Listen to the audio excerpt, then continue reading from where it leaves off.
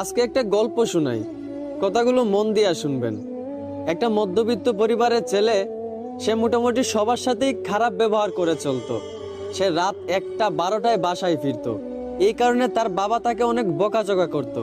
আর ছেলেটাও তার বাবার সাথে তর্কে জড়িয়ে যাইতো।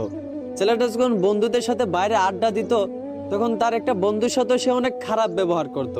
ওই বন্ধুটাকে সে পাত্তাই দিত না। এইভাবে সবার সাথেই সে খারাপ ব্যবহার করে চলতো।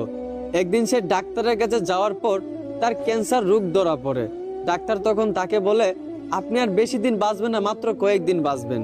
এই কথাগুলো শুনে ছেলেটা অনেক কষ্ট পাইল। প্রতিদিনের মতোই সে রাত 12টার সময় বাসায় ফিরলো। এইটা দেখা তার বাবা প্রতিদিনের মতোই তাকে বকাঝকা করতে লাগলো। কিন্তু অবাক করা বিষয়, প্রতিদিনের মতোই ছেলে তার বাবার সাথে তর্কে না জড়াইয়া তার বাবার গালিগুলা মন ভরে শুনতে লাগলো। আর মনে মনে ভাবতে লাগলো, হয়তো এই বাবার গালিগুলো আর কয়েকদিন পর শুনতে পাবো না। ওইদিকে তার মা ডাকতেছে, নে বাবা ভাতটা খেয়ে নে।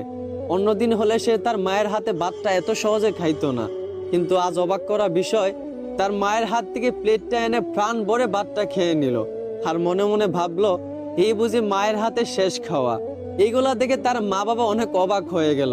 এভাবে তার মা বাবার সাথে অনেক ভালো ব্যবহার করলো। তারপরের দিন সে তার বন্ধুদের সাথে আড্ডা দিতে গেল। যেই বন্ধুটার সাথে সে সবসময় খারাপ ব্যবহার করত, ওই বন্ধুরা তাকে আজকে একটা গালি দিছিল। কিন্তু অবাক করা বিষয়, অন্যদিন সে একটা গালির বদলে ওই বন্ধুটাকে আরো 10টা গালি দিত। কিন্তু আজ অবাক করা বিষয়, ওই বন্ধুটা গালি দেওয়ার পর সে বন্ধুটাকে জড়িয়ে ধরে কাঁদতে লাগলো আর বলল, ভালো থাকিস রে দোস্ত। এইগুলা থেকে তার সকল বন্ধুরাও অবাক হয়ে গেল।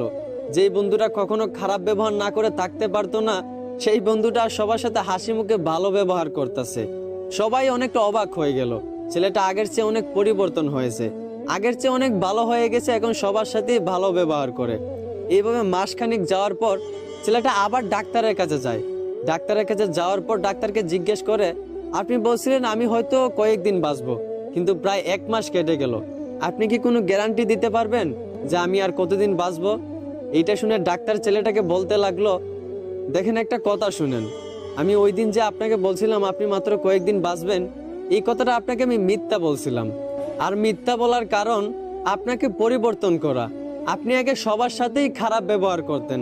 আপনার বাবা যদি আপনাকে বকাঝকা করতো, আপনার বাবার সাথেও আপনি তর্কে জড়াই যাইতেন। কিন্তু আপনি যখন জানতে পারলেন আপনি আর মাত্র কয়েকদিন বাঁচবেন, আপনার মরণের কোনো গ্যারান্টি নাই, তখন আপনি সবার সাথে ভালো ব্যবহার করতে লাগলেন। এই বন্ধুটাকে আপনি গালি ছাড়া দিতেন না, সেই বন্ধুটাকেও আজকে আপনি ভালোবাসা দিলেন।